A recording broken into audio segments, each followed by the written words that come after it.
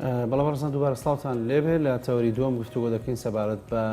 بابەتێک کە زۆربەی کۆمەڵگەکان ئێستا ژیرۆدەی بوون، بابەتێک کە یەکێکە لەو مەترسیانی کە کۆمەڵگەکان ئێستا زۆرتر تەرکیزیان لەسەرەتی مادەی هۆشبەر کە زۆرترین ئەو مەترسیانن کە لەسەر کۆمەڵگەکانی ئێستا دروست بوون. ئێمە گفتوگۆکەین لەسەرەوەی کە چۆن ئەو کەسانی کە مامەڵەی پێوەکەن یا بەکاری دێنن لە ڕووی یاساییەوە چۆن مامەڵیان لەگەڵە کرێەوە شێوازی بازرگانیکردنەکەی لە ڕێگەی یاسایەکەیە چۆن باس کراوە لەگەڵەوەش کە ئەو شوێنانی کە ئەو کەسانی کاتێک کە سزا دەدرێن باوڵنگ توخانەکان چۆن دەتوانن لەوێ جارێکی تر لەگەڵ ژیان ئاشتیان کەینەوە ڕان بینینەوە لەسەرەوەی کە ژیانێکی ئاسایی بژین لە دوای کە تاواکردنی وادە یاسایەکی خۆیان لەگەڵ دکتۆر هێمن عەبدوڵڵا پرۆفیسۆری لە یاسای تاوانکاری. زۆر بەخێربێ دکتۆر بەیانی باش. گەر بە شێوەیەکی گشتی باسی مادەی هۆشبەر بکەین. دەزانین کە ڕۆژانە باز لە مەترسیەکانی دەکرێت، بەڵام پێمە خۆشە لە زاری ئێوە کە وەکو کەسێکی پسپۆر لەم بوارەیە بۆمان باسکەی مادە هۆشبەرەکان و مەترسیەکانی لەسەر کۆمەڵگەکانی ئێستا چین. زۆر سپاس، بەیتان باش، بەیانی بینەرانتان باش. لە ڕاستیە مادەی هۆشبەر یاخود کارتێکەرە عەقلیەکان یاخود پێشینە کیمیاویەکان کۆمەڵێک موادن کە کاریگەری لەسەر عەقڵ و هۆش و زهنی ئینسان دانێن و تووشی کۆمەڵێک گیرۆگرفتی تەندروستی کۆمەڵایەتی ئاکاری و ئەتوانم بڵێم ئابووری ئەکەن کە دوجار لە تەراکمی ئەم مشکیلەیە کێشەکای بێتە کێشەیەکی کۆمەڵایەتی دواتر ڕەنگە ئەگەر لە قۆناغەکانی سەرەتایە باش مامەڵی لەگەڵ نەکرێ ڕەنگە سەر بکێشێ بۆ کێشەی ئابووری بۆ کێشەی سیاسی و بۆیە هەموو کۆمەڵگەکان هەر لە زۆر لە مێژە بە هەموو ڕێکارەکان چ ڕێکارە یاساییەکان چ ڕێکارە کۆمەڵایەتیەکان چ ڕێکارە دارایی و دەرونی و ژیاریەکان هەوڵیان داوەکە ئەم دیاردەیە کەم بکەنەوە و سنوورداری بکەن لەبەرەوەی کە بەڕاستی کاریگەریەکانی زۆر سەختە لەسەر ژیانی تاک، لەسەر خێزان، لەسەر کۆمەڵگا و لەسەر هوشیاری کۆمەڵایەتی، هوشیاری سیاسی و لەسەر ئابووری. بۆیە بابەتێکە کۆنە، بەڵام هەرگیز کۆن نابێت لەبەرەوەی کە بە پێشکەوتنی تەکنۆلۆژیا، بە پێشکەوتنی ئامڕازەکانی ژیانکردن، هونەرەکانی ئەم تاوانش لەگەڵ یاگەشەکە و بە زیادبوونی سەرقاڵیەکانی مرۆڤ، خەمەکانی مرۆڤ و بێباکیەکانی دەوروبەر بەرامبەر بە مرۆڤ دیار دەکە هەڵەکشێ. بۆیە هەموو سەردەمێک گرنگی و بایەخی خۆی هەیە و ینی دلیل بۆ ئەوەی کە ئەم بابەتە گرنگە لە ساڵی 2007 یاسای ژمارە 50 لە عێراق دەرەچێ بۆ ئەپدەیتکردنەوە و تازەکردنەوەی ئەو یاسا کۆنەی کە بە ژمارە 1965 لە عێراق کاری پێکراوە. لە دوای 3 ساڵ لە هەرێمی کوردستان یاسای ژمارەیەکی ساڵی 2020 لە کابینەی نۆهم دەرەچێت و لە ڕاستیە زۆر گرنگە کە لە 2 ساڵانی 2003 ئیتر کە سنوورە سیاسەکەی نێوان عێراق و ئێران کۆتایی پێدێ و بەشێک لەو عێراقیانی کە لە ئێران ئاوارە بوون تێکەڵاو بوون لەگەڵ کۆمەڵگای ئێرانی و ئیندیماجیان کردبوو لەگەڵ ئەو کۆمەڵگایە.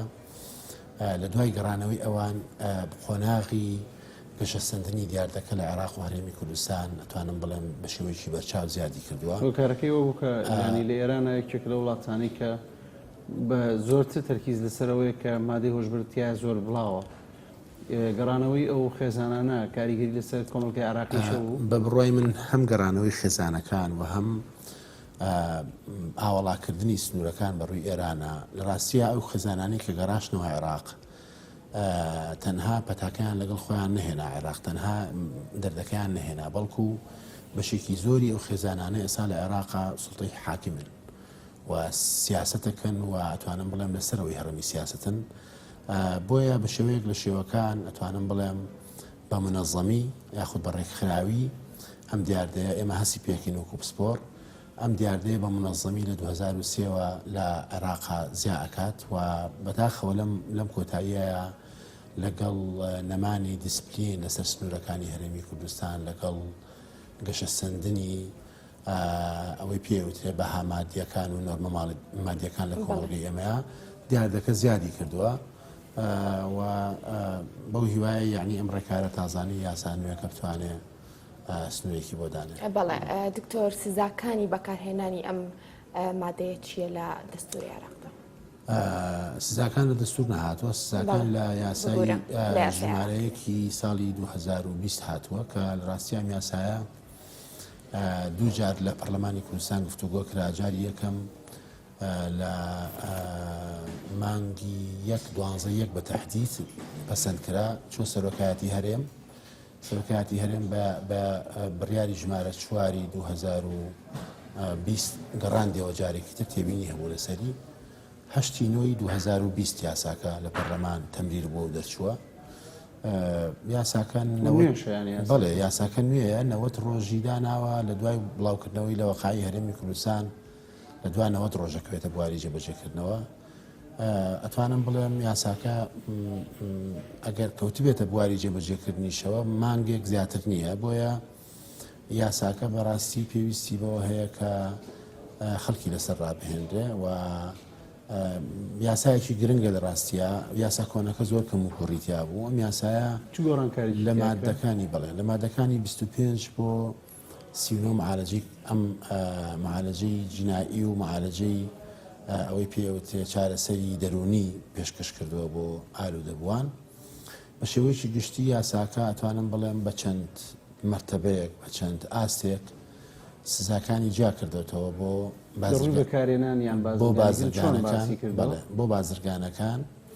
بازرگانەکانیشکی کردووە بە دوو تایپ، یعنی ئەو تایپانی کە هەناردە و هاورداکەن لەگەڵەوانی کە دروستەکەن و بەرهەمەهێنن لەگەڵەوانی کە ئەچێنن و مەبەسم لە ڕۆکەکانی مادە هۆشبەرەکانە ئەوانەی کە ئەیچێنن و بازرگانی بەڕەگ و تۆ و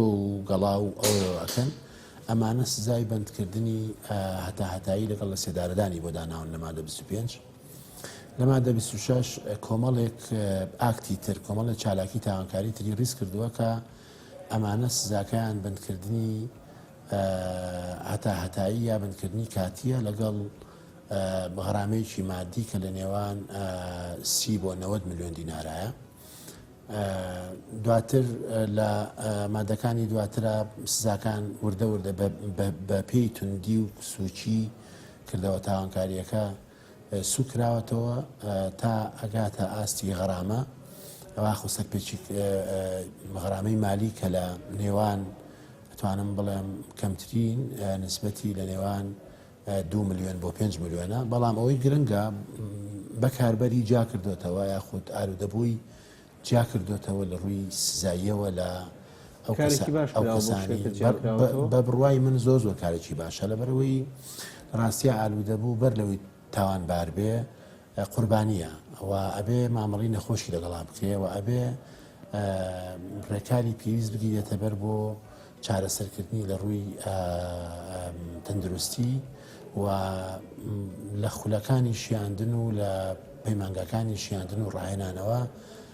پیشەیەکیان فێر بکرێ، کارێکیان فێر بکرێ بۆ ئەوەی لە دوای ئەوەی کە ئەگەڕێنەوە کۆمەڵگا بێکار نەبن، چونکە لە ڕاستیە بێکاری یەکێکە لە هۆکارە هەرە سەرەکیەکانی ئالوودەبوون بە مادەی هۆشبەر. بەداخەوە کۆمەلگای ئێمە لەم چەند ساڵی دوایی کێشەکان زۆر لەسەر تاک زیاد بوون، فشارەکان لەسەر تاکی عێراقی تاکی کوردی زۆر زیاد بووە، نسبەتی بێکاری زۆرە لە ناو گەنجانە دیاردەیەکی بەربڵاوی بێکاری و بێزاری و دڕدۆنگی هەیە. بەشێکی زۆری ئەم بێکاری و بێزاریانە سەرکێشێ بۆ خۆمەستکردن و سەرکێشێ بۆ خۆدزینەوە لە کێشەکان لە جیاتی ڕوبەڕووبوونەوەیان. بۆیە ئەمانە بە شێوەیەکی گشتی ئەبێتە هۆکار و لە ڕاستیە ڕوبەڕووبوونەوەی مادە هۆشبەرەکان تەنها بە یاسا و تەنها بە سزا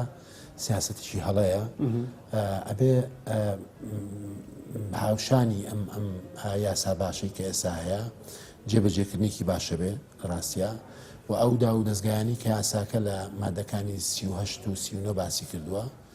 چەندا و دەستگایە لە ماوەی 2 ساڵە ئەبێ دروستکرێن ئەویش لیژنەی بڵین هەیئەتێکە یاخود کۆمسیۆنێکن بڕۆ ناکەم دروستکرابێت چونکە ماوەی 2 ساڵی داوەوە خۆشمانەزانین هەنگاوەکانی حکوومەت چۆنە لە مەسەلەی تەمیلکردنی ئەم پرۆژە گرنگانە بەڵام لە ڕاستیە ئەبێ خانەیەک یاخود هەیئەتێ دروستکرێ کە بۆ شیاندنەوە و بۆ دووبارە ڕاهێنانەوەی ئەم کەسانە کە هەموو جۆرەکانی پیشەی تیاابێ و خەڵکی پسپۆڕی پزیشکی دەرونی و ئاینی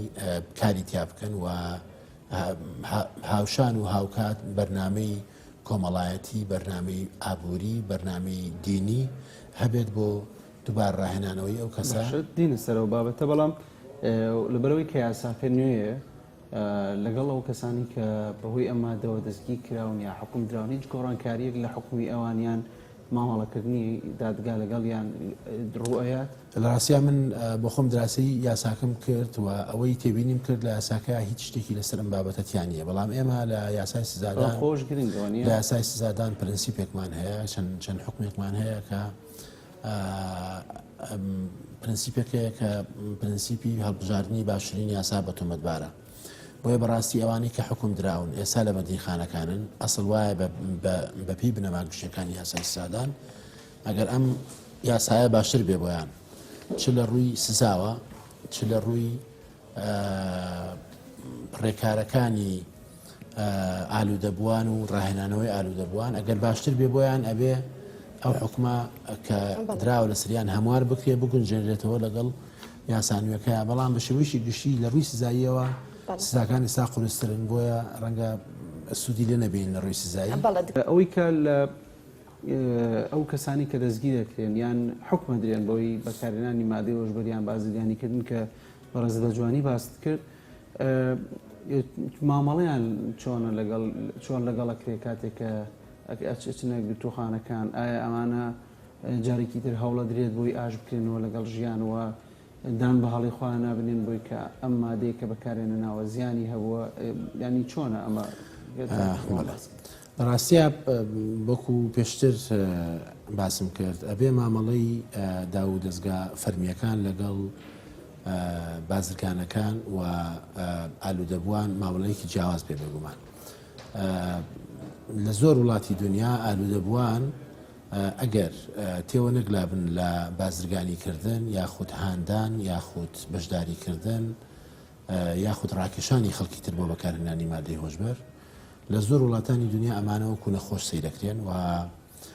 ئەخرێنە ژێر پرۆگرامێکی شیاندنەوە و ڕاهێنانەوە و دووبارە سەرپێخستنەوەیان بۆ ئەوە یەکو تاکێکی بەسوود بیان خەنەوە ناو کۆمەلگاکانیان بەداخەوە لە هەرێمی کوردستان تا ئێستا ئەم ناوەندانەمان نییە بۆ ڕاهێنانەوە و بۆ دووبارە سەرپێخستنەوەی ئەو کەسانی کە ئالوودەبووی مادەی هۆشبەرن چونکە لە ڕاستیە بۆ ئەڵم سەرپێخستنەوە ئەوانی کە ئالوودەبووی مادەی هۆشبێرن لە ڕاستیە ئەکەون مرۆڤی کەوتون بەڵام مانای ئەوە نییە کە ئیتر ئێمە دەستبەرداریان ببین چونکە ئەمانە وزە و توانای کۆمەلگایەکەن کە لە زۆربەی کاتا گەنجەکانی کۆمەلگایەکەن بۆیە دروست وایە کە مامەڵەیەکی دەرونی مامەڵەیەکی تەندروستی باشیان لەگەڵا بکرێ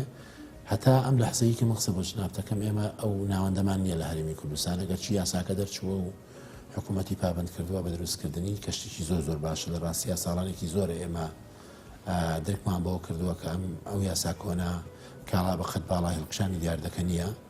و پێویست بەوە هەبوو یاسایەکی وا هەبێ بەڵام یاساکە کارێکی زۆر باشە بەڵام هەموو شتێک نییە ئەبێ ناوەندەکانی چاکسازی خۆیان ئامادەکەن بۆ گۆڕینی میکانیزمی ڕوبەڕووبوونەوەی بندکراوان بە مادە هۆشبەرەکان چونکە ئەم یاسا تازەیە خانەکانی چاکسازی پابند کردووە کە تیمی پزیشکی پسپۆر تیمی دەرونی پسپۆر بە شێوەی دەوری لە 90 ڕۆژ تێنەپەڕێ بەردەوام چاودێری بکەن بەردەوام ئاگایان لە بەندکراوەکان بێ چونکە لە ڕاستیە ئەگەر ئەم مامەڵە دروستە لەگەڵ بەندکراوانی مادەی هۆشبەران نەکرێ بۆ خۆی بەندینخانەکانە بێتە ناوەندێ بۆ بڵاوکردنەوە و شەنەسەندنی دیاردەکان سەرەوە هەیە بەڵێ بۆ ئەبێتە ناوەندێ بۆ بڵاوکردنەوەی شەنەسەندنی دیار دەکا و بۆ خۆی جارێکی تر ناوەندی چاکسازی ئەبێتە بازارێک یاخود ئەبێتە بۆرەیەک بۆ بڵاوکردنەوە و بۆ دووبارە حتا گروپی بازرگانی هەندێک جار دروستە بێنە ناو بەندیخانەکان ئەمانە هەمی پێویستی بە مامەڵەی حەکیمانە و یاسای دندوتۆڵ و پێویستی بە خەڵکی تەکنۆکرات و خەڵکی پسپۆر هەیە کە لەم ناوەندانە هەبێ بۆ ئەوەی دیاردەکە سنووردار بکرێ و کۆمەلگای عراقی و کۆمەلگای کوردی زیاتر باجی ئەم دیاردێنەدا لە ڕاستی. بەڵێ ئەگەر دکتۆر بگەڕێنەوە سەر سزاکان ئایا جۆرەکانی مادەی هۆشبەر کاریگەری دەبێت لەسەر جیاوازی سزاکان؟ بێگومان طبعا یاساکە 11 خشتی هاوپێکی لەگەڵایە ئەم خشتانە هەمووی مادە هۆشبەرەکان کۆمەڵێ مادە هەن بە تەبیعەت بە سروش هۆشبەرن کۆمەڵێک مادەی تر هەن پیانەوترێ کارتێکراوە عەقلیەکان ئەم کارتێکراوە عەقلیانە زۆر جار لە بواری پزیشکی و لە بواری ئەوەی پێوتری حەشەراتی مۆبیدا کە بۆ لە بواری کشتتوکالی بەکارهێنرێ لە ناوبردننی نەخۆشیە کشتتوکالیەکان هەندێک لەم مادانە سوودیان هەیە بۆیە ناکرێتەوە بە یەکجاری ڕێگە لە هاتنە ناوەیان بگری ئەبێ ڕێکاری تۆڵ دابینکەی بۆ هاینانە ناوەیان کۆنتترۆل هەبێ و هەندێک ماوادی تر هەیە پیانەوترێ سەلالیفی کیمیایی یاخود پێشینەی کیمیاییەکان ئەمانە کەرەستە خاوەکانن کە بەکارهێنرێن لە دروستکردنی مادە هۆشبەرەکان هەندێک